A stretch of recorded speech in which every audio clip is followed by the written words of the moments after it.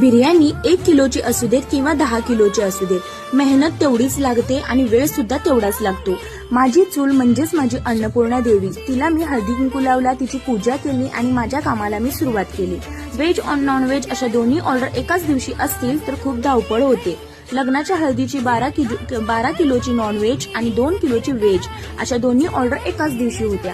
चिकनला कांदा, पुदिना, कोथिंबीर, दही, सगळे मसाले, सगळं टोमॅटोची प्युरी सगळं व्यवस्थित लावून मॅरिनेशनला ठेवलं. भाज्यांना सुद्धा कांदा, पुदिना, कोथिंबीर, दही, मसाले सगळं व्यवस्थित लावलं आणि ते सुद्धा मॅरिनेशनला ठेवलं. इथे 2 तास मॅरिनेशनला ठेवायचं आहे.